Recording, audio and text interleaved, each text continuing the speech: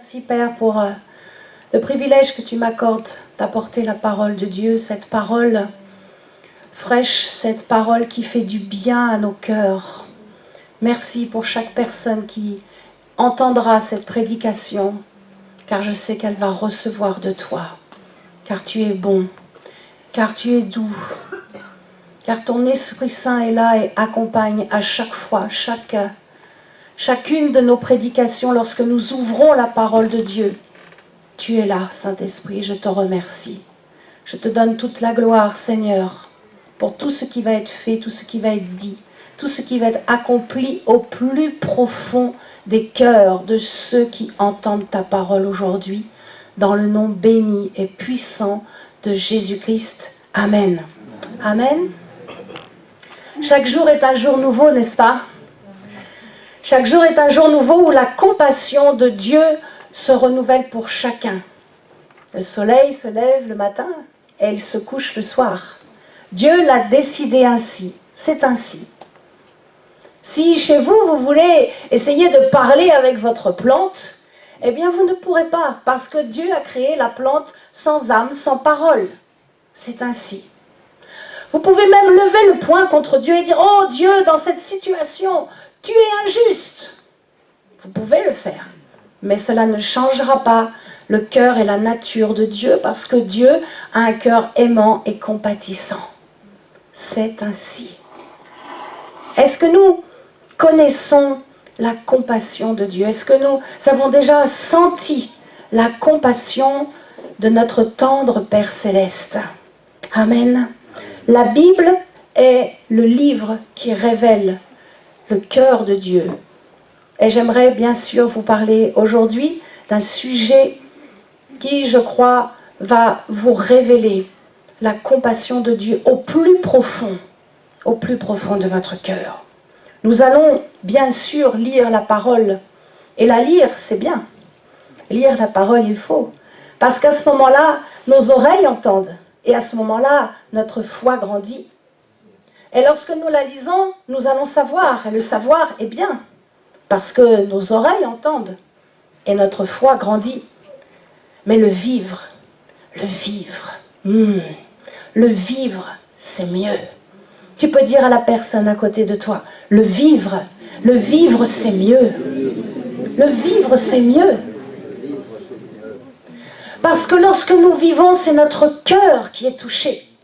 Lorsque nous vivons, ce sont nos entrailles qui commencent à frémir et ça bouge au-dedans de nous. Et à ce moment-là,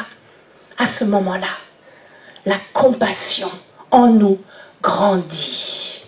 Gloire à Dieu. Nous allons vivre des expériences extraordinaires parce que nous vivons dans les derniers temps, mais parce que surtout, Dieu veut se révéler encore à une multitude avant des années terribles qui vont se passer sur cette terre, avant que nous soyons à fêter les noces de l'agneau. Je crois que dans toutes les nations, des hommes et des femmes vont faire des expériences particulières où ils vont sentir une telle conviction dans leur cœur que rien ne pourra les faire repartir en arrière. Rien ne pourra plus jamais ôter ce que Dieu a révélé dans mon cœur. Dieu est rempli de compassion. Dieu m'aimera toujours. Dieu aura toujours compassion de moi parce qu'il a fait une alliance éternelle en Jésus-Christ, parce qu'il a fait une alliance avec le sang de son Fils bien-aimé. La nouvelle alliance en Jésus-Christ place en nous des convictions que rien ne pourra ôter nos temps d'intimité avec le Saint-Esprit qui nous les aura révélés. Alléluia. Nous allons donc avoir d'abord un temps de lecture. Parce que la parole de Dieu, la Sainte Bible, oui, écrite par des hommes, mais inspirée par le Saint-Esprit, nous transmet la vie. Nous révèle des choses cachées et nous fait du bien. Année après année, elle est toujours là. La Bible est toujours là. Les hommes ont voulu la détruire, la brûler. Satan voudrait tellement que la Bible reste fermée. Mais la Bible ne s'est pas ternie. Des milliers d'hommes et de femmes sur toute la terre la lisent et leur foi est motivée, leur foi est renouvelée, leur foi est régénérée. Est-ce que vous croyez aujourd'hui que Dieu va vraiment vous faire du bien et que Dieu va vous édifier ce matin? Amen. Est-ce que vous pouvez dire avec moi, la parole de Dieu va m'édifier ce matin? Ma foi va être renouvelée. Mon esprit va être régénéré par la puissance de la parole de Dieu. Et rien, nothing, rien. Ok, in English. Rien ne viendra m'empêcher de sentir la compassion de Dieu. Rien ne pourra vous empêcher de recevoir la compassion de Dieu ce matin. Je le proclame. Et si vous écoutez cette prédication, je le dis aussi pour vous, sur Internet, rien ne viendra vous empêcher de recevoir toute la compassion de Dieu pour votre vie, parce que tout est accompli en Jésus-Christ.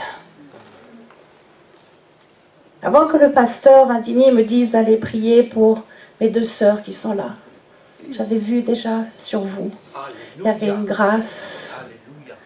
Et j'ai vraiment eu cette vision de drap blanc, blanchi. Tout est pardonné. Vivez dans la pleine liberté du Saint-Esprit. Et lorsque le diable viendra pour murmurer certaines choses qui se sont passées hier dans votre vie, dites-lui, tout est pardonné. Jésus a versé son sang. Et il n'y a rien devant la face de Dieu qui puisse, oh alléluia, tenir dans mon esprit.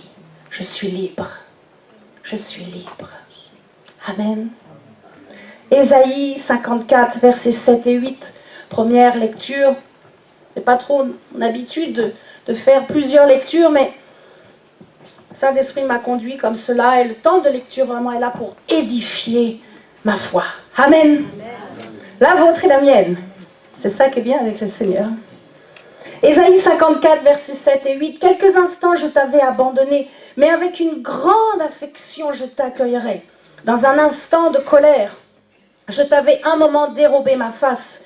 Mais, oh j'aime cela, avec un amour éternel. Waouh, ça ne finit jamais avec Dieu. Un amour éternel, j'aurai compassion de toi, dit ton Rédempteur l'Éternel. Un peu plus loin, verset 10. On en a fait un merveilleux chant, j'aime ce chant. Quand les montagnes s'éloigneraient, quand les collines chancelleraient, amen. Mon amour, l'amour de Dieu, ne s'éloignera point de toi. Et mon alliance de paix, c'est une alliance de paix, ne chancellera point, dit l'Éternel qui a compassion de toi. Amen. Prenez ce verset 10 pour vous aujourd'hui. Je ne connais pas votre vie, par quoi vous passez, mais Dieu vous dit, prenez ce verset pour vous aujourd'hui. Dieu a compassion de chacun d'entre nous. Quoi qu'il se passe, quoi que vous êtes, quoi que vous avez pu penser, Dieu aura toujours compassion de notre vie. Premier point, la compassion de Dieu nous accorde sa grâce. Néhémie chapitre 9, verset 31. Dans ta grande compassion, tu ne les as pas exterminés et ne les as pas abandonnés, car tu es un Dieu qui fait grâce et qui a compassion. Vous voulez découvrir le cœur de Dieu? Venez à l'église. Écoutez les bons enseignements qui sont donnés par ceux qui sont loin, ceux qui sont remplis du Saint-Esprit. Et découvrez que Dieu agit avec grâce, toujours avec grâce et compassion. La compassion de Dieu, point numéro 2, nous accorde sa bonté, bien sûr, puisque Dieu est bon et rempli de compassion, bien sûr. C'est évident. Exode, chapitre 33, verset 19. L'Éternel répondit, je ferai passer devant ta face toute ma bonté, et je proclamerai devant toi le nom de l'Éternel. Je fais grâce à qui je fais grâce, et j'ai compassion à qui j'ai compassion. La compassion de Dieu nous accorde bien sûr sa bienveillance. Dieu prend soin de nous, n'est-ce pas? C'est le troisième point. Michée, chapitre 7, versets 18 et 20. Dieu est un père qui prend plaisir, parce qu'un père aime voir ses enfants heureux. Dieu prend plaisir vraiment à ce que nous soyons heureux. Alléluia. Est-ce que je peux faire venir une sœur là devant? Amen. Ma sœur qui est toute dernière au fond. Je crois que c'est Christine. Amen. Est-ce que tu veux bien venir là devant? Et il y a une grâce pour ta vie. J'obéis simplement à ce que Dieu me dit dans mon cœur. Michée 7, pardon, tu veux dire? Michée 7, tu peux t'asseoir. 18 à 20. Il ne garde pas sa colère à toujours, car il prend plaisir à la bienveillance. Il aura encore compassion de nous. Il mettra, nos fautes sous nos pieds. Tu jetteras au fond de la mer tous leurs péchés, comme tu témoigneras de la fidélité à Jacob, de la bienveillance à Abraham, comme tu l'as juré jadis à nos pères. Dieu est bon. Dieu vous aime tant. Dieu, la compassion de Dieu nous accorde, 5e point, sa tendre affection. Ésaïe 49, 15. Une femme oublie-t-elle son nourrisson? N'a-t-elle pas compassion du fils de ses entrailles? Et Dieu dit, et quand elle l'oublierait, moi l'Éternel, je ne l'oublierai pas. Dieu ne vous a pas oublié. Vous attendez un miracle dans votre vie et ça tarde. Je vous dis, Dieu ne vous a pas oublié parce que Dieu est fidèle. C'est sa nature et son amour est tendre. 5e point, bien sûr, la compassion de Dieu nous accorde son pardon. Compassion, d'ailleurs, vous allez voir, est entre pardon et grâce. C'est un peu comme quand on construit un mur. Il y a un aglo qui s'appelle grâce, il y a un aglo qui s'appelle pardon. Et le ciment qui est mis entre les deux aglos s'appelle la compassion. Lisons ensemble Néhémie. J'aime le livre de Néhémie. Si vous ne l'avez jamais lu, lisez-le. Vous allez voir, votre foi va être hyper motivée. Néhémie chapitre 9, verset 17. Ils refusèrent d'obéir et ils ne se souvinrent pas des merveilles que tu avais faites en leur faveur. Néhémie est en train de plaider pour le peuple de Dieu. Ils raidirent leur nuque et dans leur rébellion, ils se donnèrent un chef pour retourner à leur esclavage. Mais toi, tu es un Dieu qui pardonne, qui est compatissant, qui fait grâce, lent à la colère, riche en bienveillance, et tu ne les as pas abandonnés. Amen.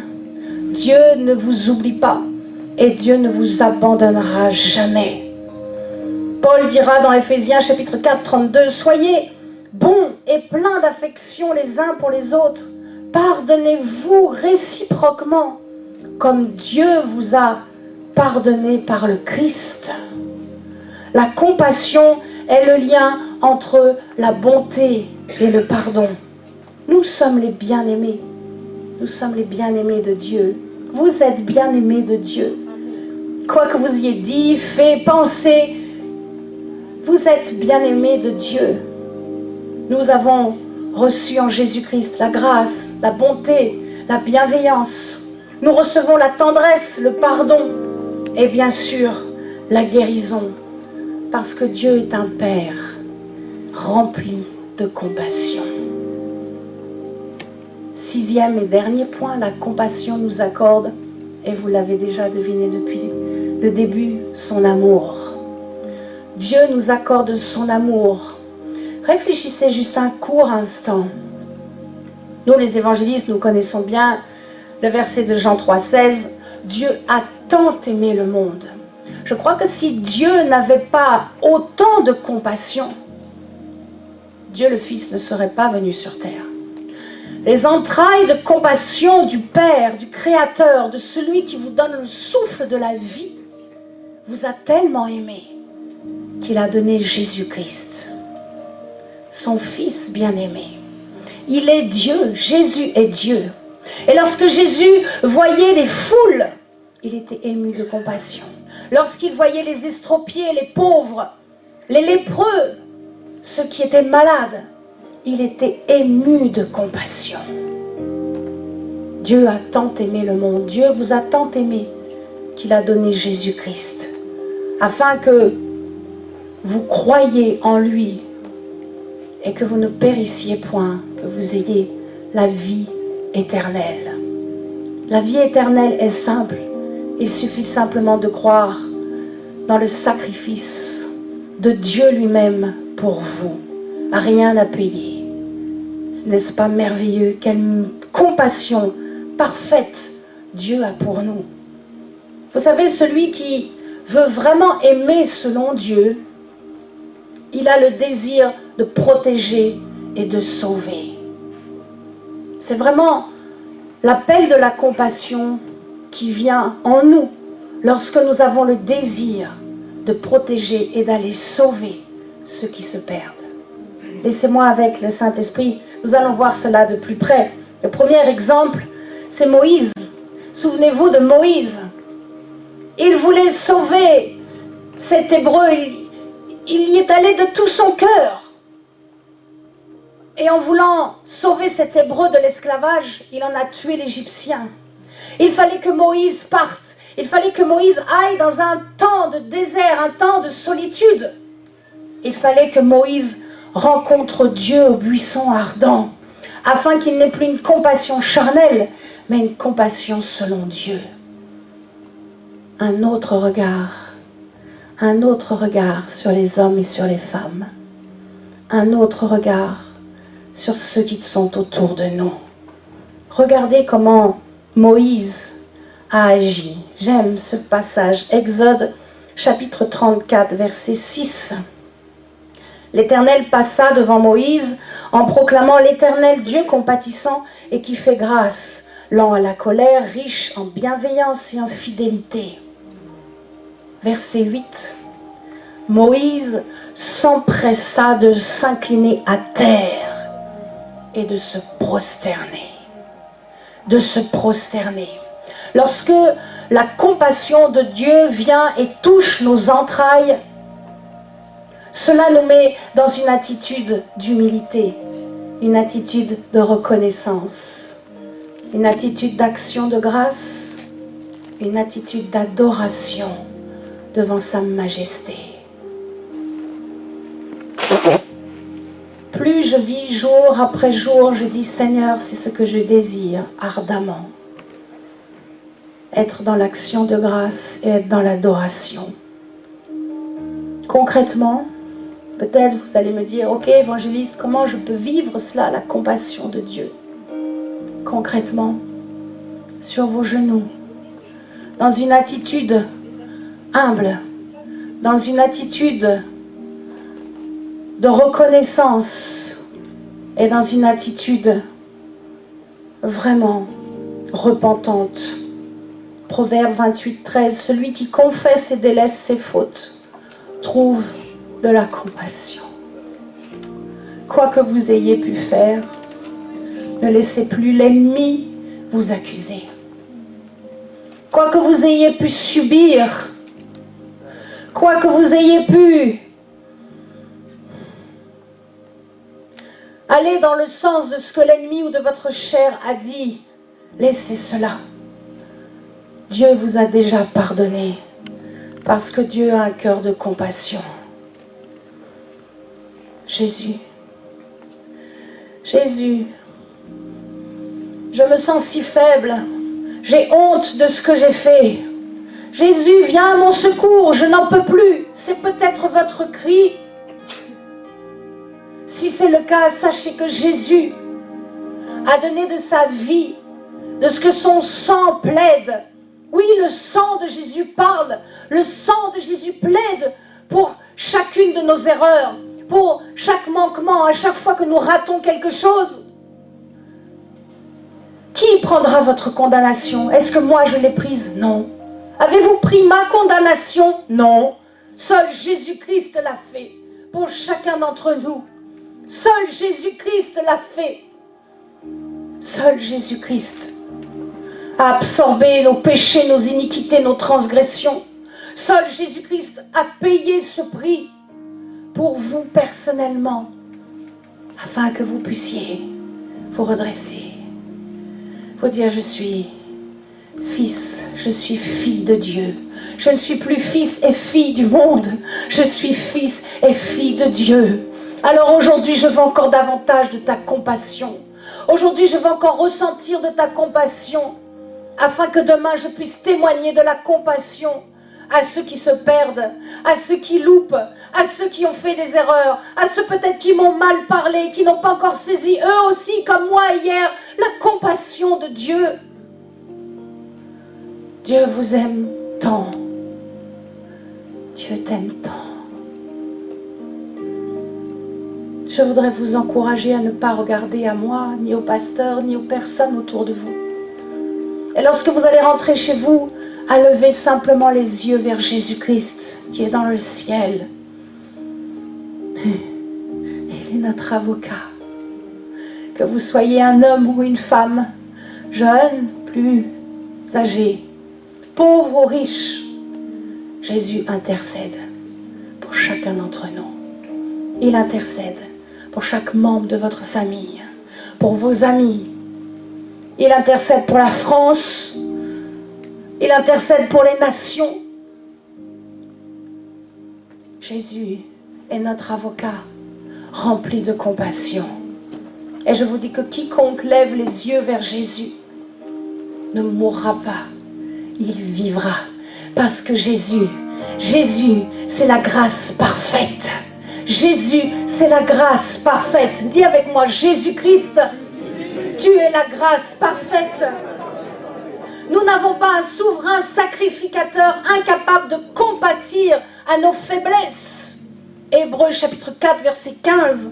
Nous n'avons pas un souverain sacrificateur incapable de compatir à nos faiblesses.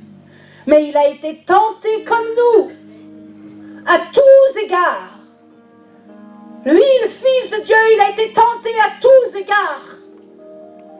Mais lui, il n'a commis aucun péché. Il est Dieu. Il n'a commis aucun péché.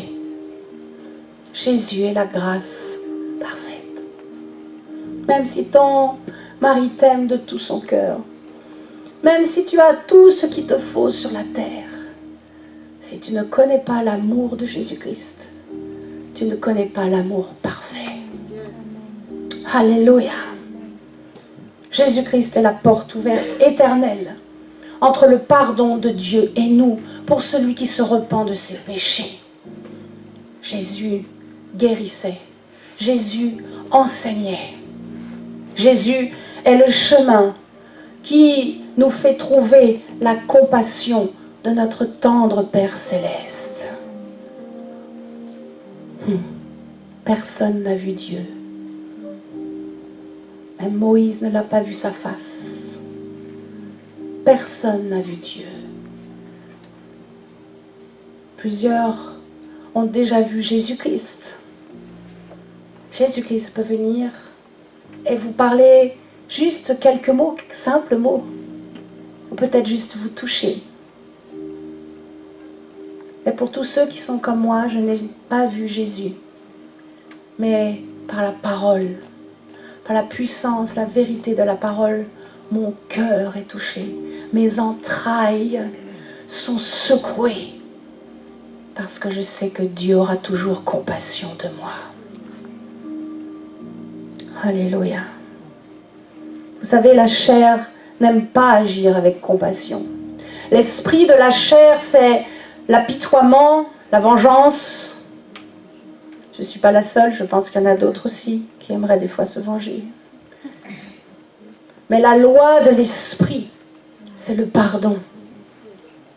La loi de l'esprit, c'est la compassion.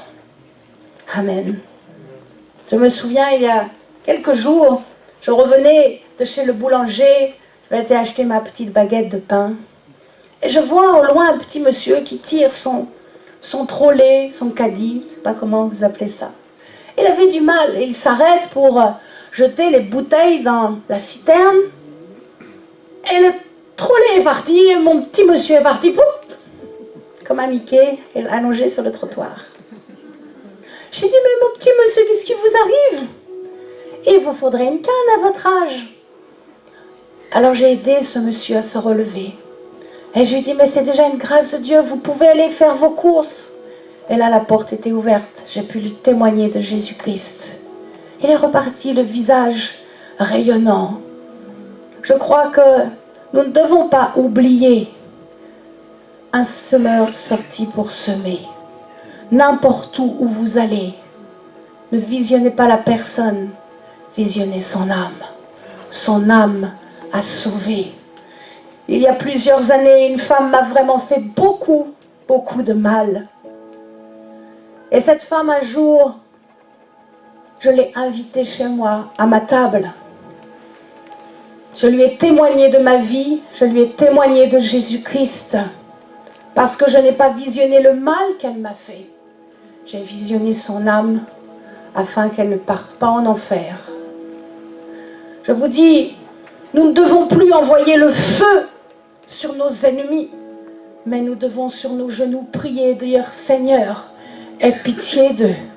Tu as un cœur de compassion, aie pitié d'eux. Fais qu'il puisse se passer des choses dans leur vie, des circonstances dans leur vie, pour qu'ils se détournent du mal. C'est là la prière de Jésus dans le jardin à Gethsémani. C'est là ce que Jésus a dit à la croix. Père, pardonne-leur, ils ne savent ce qu'ils font. C'est là l'amour de Dieu, qui ne regarde pas à ce que l'homme fait de mal. Il ne se souvient plus de tout cela. Dieu voit le sang de Jésus qui plaide devant lui. Et pour chaque homme et chaque femme qui vient devant sa face, le cœur humble et avec le pardon, je vous assure, il trouve le chemin de la paix parce que Dieu est compatissant. Oh, Matthieu 15, 31. J'étais en train de terminer cette prédication et le Saint-Esprit m'a rappelé cela. Oh Florence, tu vas en Afrique et tu aimes prêcher là-bas. Et j'aime le peuple africain, vraiment. Je vous bénis ici, dans ma nation, et j'aime aller là-bas pour bénir les différentes nations. Et il m'a dit, souviens-toi, tu vas apporter le salut, c'est bien. Mais pense aussi à nourrir les pauvres. Pense à nourrir les pauvres. C'est ce que Jésus a fait. C'est ce que j'ai fait. Faites-le. Allez et faites des nations des disciples. Amen. Les baptisant au nom du Père, du Fils et du Saint-Esprit. C'est ce que nous désirons. Mais aussi, il y a des œuvres que Dieu a préparées d'avance et dans lesquelles vous devez rentrer. Je ne peux pas rentrer dans vos œuvres. Et vous ne pouvez pas entrer dans les miennes. Et comme le pasteur l'a dit tout à l'heure, nos œuvres, nous suivrons celles qui sont faites en Jésus-Christ. Nous suivrons. Et ce seront vos œuvres. Ce ne seront pas les miennes. Et moi, Dieu m'a dit, Florence, relis ce passage dans Matthieu. Nous allons le lire ensemble. Matthieu 15, verset 31. La foule avait donc amené beaucoup de malades auprès de Jésus. La foule était dans l'admiration de voir. Les malades étaient guéris. Que les muets parlaient, les estropiés étaient guéris. Les boiteux marchaient et que les aveugles voient. Amen. Je prophétise sur ma vie. Je vais voir aussi tout cela. Amen. Amen. Alléluia. Prophétise sur ta vie. Oui, moi aussi. Parce que Jésus vit en moi. Alors la puissance du Saint-Esprit va être libérée. Nous allons vivre cela. Et la foule glorifiait le Dieu d'Israël. Amen. Verset 32. Jésus, ayant appelé ses disciples, dit, « Je suis ému de compassion pour cette foule, car voilà 3 jours qu'ils sont près de moi. » Cela faisait 3 jours qu'ils étaient là. Ils avaient amené les malades, ils étaient guéris, et ils n'avaient pas pris le temps de manger. Et ils n'ont rien à manger. Je ne veux pas les renvoyer à jeun, de peur que les forces ne leur manquent en chemin. Si ça, ce n'est pas de la compassion, à chaque fois que vous faites du bien autour de vous, à chaque fois que vous souffrez avec celui qui souffre, que vous pleurez avec celui qui pleure, c'est la compassion agissante de Dieu en vous. À chaque fois que vous pardonnez à celui qui vous a blessé, offensé, pas compris, c'est la compassion agissante de Dieu en nous. Amen. Paul dira dans Colossiens 3,12, comme des élus de Dieu saints et bien-aimés, revêtez-vous, écoutez bien, d'ardente compassion. Il y a déjà la compassion, mais elle peut être encore plus violente, plus forte, plus puissante. Ardente compassion, de bonté, d'humilité, de douceur et de patience. Et Pierre dira la même chose un peu plus loin dans le premier épître, chapitre 3, verset 8. Ayez tous la même pensée, les mêmes sentiments. Soyez remplis d'amour fraternel, de compassion et d'humilité. La compassion de Dieu est intimement liée à sa fidélité. Je voudrais vous parler aussi, bien sûr, du bon samaritain. Vous pouvez relire dans Luc chapitre 10, du verset 30 à 39, qui est l'image de Jésus-Christ face à tout ce qui est de la religiosité, de l'indifférence. Pour celui qui a reçu Jésus-Christ dans son cœur, le Saint-Esprit vit en vous. Alors la compassion est en vous. Maintenant, laissez-la agir. Laissez-la agir. Quand demain vous allez partir au travail, quand demain vous allez partir pour vos études, quand le Saint-Esprit va vous dire de faire quelque chose, ne retenez pas. Jésus n'a pas dit comme ses disciples, « Oh, allez, la foule, je la renvoie. » C'est bien ce qu'ils ont dit, hein? Renvoie la foule. Non, Jésus, ému de compassion, leur a donné à manger. Manger physiquement, manger spirituellement. Vous êtes bien nourris ici. N'ayez pas peur de leur donner, de leur dire ce que le Saint-Esprit vous mettra à cœur de faire. C'est ça la compassion. Je me souviens lorsque nous avons été à la conférence il y a 2 ans du pasteur Chrisoya Kilomé, j'étais dans ma chambre d'hôtel et j'étais bien, j'étais dans la présence de Dieu et j'ai entendu toc toc toc à la porte. C'était la femme de ménage qui venait me voir, me dit, avez-vous besoin de quelque chose? J'étais avec le Seigneur, j'étais bien.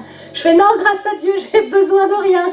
C'est sorti tellement naturellement qu'elle m'a dit, vous croyez en Dieu? Eh oui, et là j'ai commencé, j'ai parlé avec elle. Et j'ai senti qu'elle avait tellement de besoins. J'ai dit, si vous voulez, entrez, je vais prier avec vous, pour vous. Elle m'a dit, attendez, je reviens. Elle est revenue avec 3 autres femmes de ménage. Elles sont rentrées dans la chambre. Waouh, telle présence de Dieu. Une venait de perdre son mari, l'autre, son fils, n'avait pas de travail. Je ne les ai pas revues, mais elles sont tellement reparties avec la foi, l'espérance, l'amour de Dieu. J'aurais très bien pu leur dire, ok, restez dehors, je suis dans la présence de Dieu, laissez-moi tranquille. Je crois que pour être un bon évangéliste, il faut avoir des entrailles de compassion. Et vous êtes de bons évangélistes. Amen. Demain, Dieu va mettre des personnes sur votre route. Vous savez, ce qui est prêché, souvent le lendemain, il se passe des choses dans votre vie. Et le Saint-Esprit vous rappelle ce qui a été dit. Et Dieu attend de voir, tu as entendu. Maintenant, je vais voir, est-ce que tu vas le mettre en pratique? Amen. C'est vraiment cela, n'est-ce pas? Agissons envers les autres comme les autres aimeraient qu'ils agissent envers nous. Et ce que je vous le dis, je me l'applique à moi-même, ne vous inquiétez pas. Ah, Saint-Esprit. Pour terminer, j'aimerais simplement vous dire, vous savez, quand tout va bien, je n'ai pas besoin de la compassion de mon mari. Quand tout va bien, on n'a pas besoin de la compassion des uns et des autres.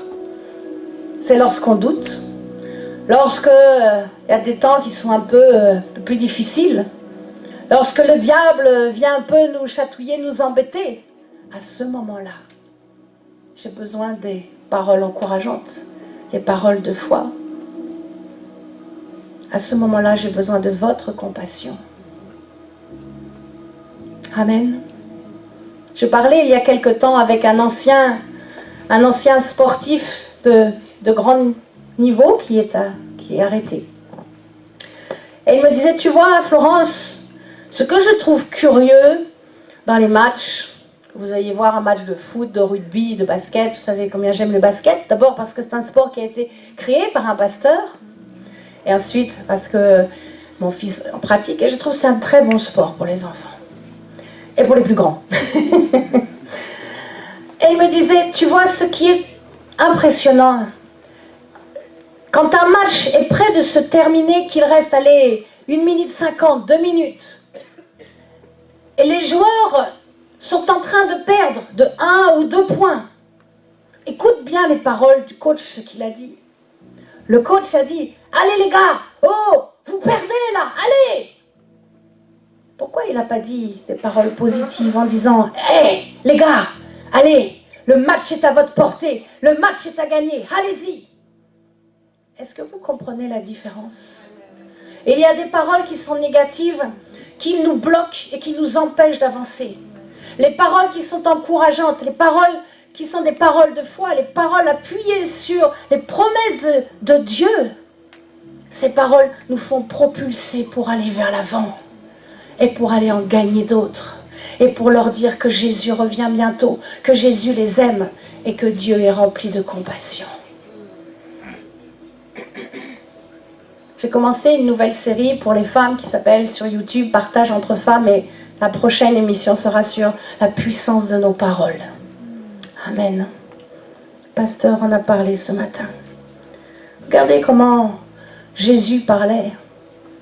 Il disait à celui qui était paralytique, « Hé, lève-toi !» Il n'a pas dit, « Hé, dis donc, t'as vu dans quel état tu es ?» Non, il a dit, « Allez, lève-toi, prends ton lit, va annoncer, allez !» C'est toujours positif, ça pousse vers l'avant. Alléluia. J'aimerais finir avec ce verset dans Romains chapitre 12, verset 1. Parce que je crois qu'il y en a beaucoup qui sont appelés ici à être des leaders, des grands chefs d'entreprise, des serviteurs de Dieu, des servantes de Dieu. Et je voudrais vraiment vous encourager avec ce dernier verset. Romains 12, verset 1. Je vous exhorte donc, frères, par les compassions de Dieu, à offrir vos corps comme un sacrifice vivant, saint, agréable à Dieu, ce qui sera de votre part un culte raisonnable. Une main tendue, une parole douce, un regard miséricordieux, un sourire, un bonjour, un message d'encouragement avant une prédication, avant un événement. Des paroles qui sont bonnes, agréables, saintes. Ça fait du bien. Je vous assure, ça fait du bien.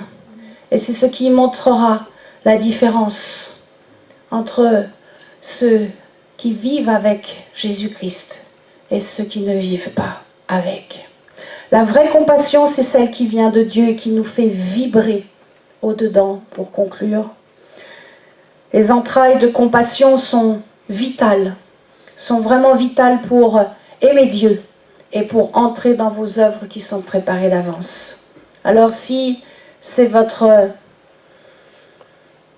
cas, que cette prédication vraiment vous a fait du bien et que vous désirez vraiment davantage de compassion pour aller sauver les âmes, davantage une ardente compassion, si c'est votre cas, vous pouvez simplement placer la main sur votre cœur afin que pour finir, je puisse prier pour vous. Une ardente compassion. Que si quelqu'un tombe, vous puissiez l'aider simplement à le relever.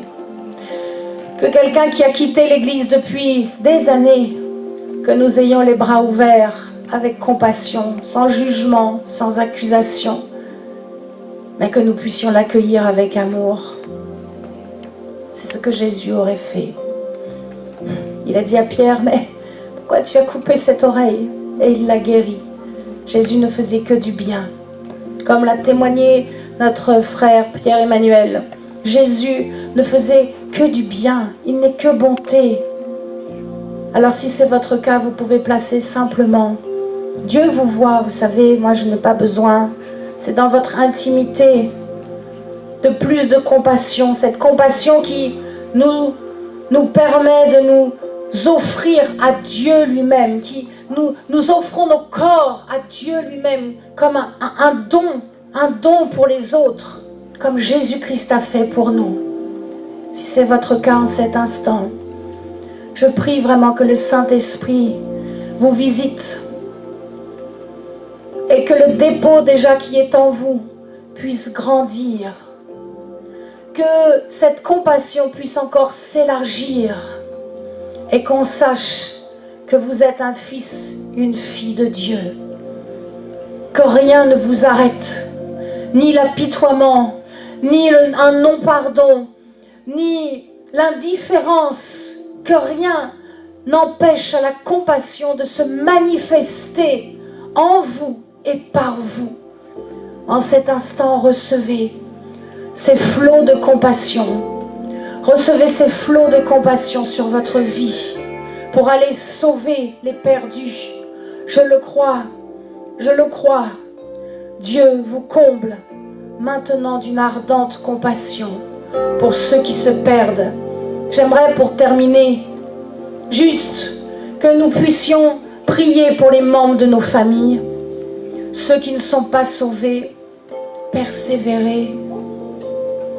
Qui mieux que vous aura la compassion pour prier pour vos enfants qui ne sont pas encore sauvés, qui n'ont pas encore découvert la grâce parfaite qu'est Jésus-Christ. Là où vous êtes, vous pouvez citer leur nom. Nous allons prier ensemble. Amen. Prions ensemble. Priez pour ceux que le Saint-Esprit vous montre. Ce sont peut-être des amis que vous avez rencontrés ou que vous ne voyez plus depuis longtemps. Que le Saint-Esprit maintenant vous saisisse. Prions, prions, priez, demandez à Dieu. Demandez à Dieu une grâce particulière maintenant. Que les vents tournent. Nous proclamons que les vents tournent. Que la faveur de Dieu, les circonstances de leur vie, maintenant, les aident à se repentir, à découvrir la grâce parfaite, qu'ils sachent qu'ils sont pardonnés de leurs péchés, qu'ils sachent que Dieu est bon, que Dieu n'est pas injuste, que sa nature est bonne et que sa justice est en Jésus-Christ. Nous te prions pour les membres de nos familles, pour les parents, pour les beaux-parents, la belle famille. Nous te demandons grâce, Père. Je m'humilie devant ta face, Seigneur, et je te demande grâce, afin qu'aujourd'hui, vraiment, toutes ces personnes que nous connaissons, celles que nous avons connues, même ceux que nous avons croisés, à qui nous avons apporté l'évangile, celles à qui nous avons apporté la Bible, et la Bible est restée fermée. Père, nous te demandons grâce pour elles, afin qu'elles puissent ouvrir la Bible, qu'elles puissent découvrir l'amour de Dieu pour elles personnellement. Père, nous te prions, sauve-les, aide-nous à aller les sauver, oins-nous encore plus de cette ardente compassion, et que nous puissions aller pour les amener dans ton royaume. Ne les laisse pas partir en enfer. Seigneur, nous te prions ensemble. Priez, c'est un temps favorable. Priez en cet instant, là où vous êtes. Priez pour ceux qui sont perdus. Nous soufflons la vie sur eux. Nous brisons les chaînes de ceux qui sont retenus dans la mort, dans les cachots. Et nous libérons la vie sur elles. Nous libérons la vie. Nous soufflons la vie sur elles. Et nous croyons en ta grâce, en ta miséricorde. Ô Seigneur, aie pitié de la France, aie pitié de la France, Seigneur, nous te prions de tout notre cœur. Fais grâce, Saint-Esprit, Jésus. Merci Seigneur parce que tu intercèdes avec nous. Merci Seigneur Jésus. Merci pour ton amour, pour chacun. Merci parce que tu vas en utiliser plusieurs ici pour les sauver, pour aller les chercher, pour aller détruire les fondements qui ont été posés par l'ennemi. Je proclame vos vies bénies. Je proclame vos cœurs remplis de compassion. Et je proclame que dans ces jours qui arrivent, que des êtres vont pouvoir se donner et vivre et entrer dans la liberté de l'amour et la compassion de Dieu. Alléluia. Alléluia Jésus. Merci Seigneur. Merci. Amen. Amen. Amen. Que Dieu vous bénisse.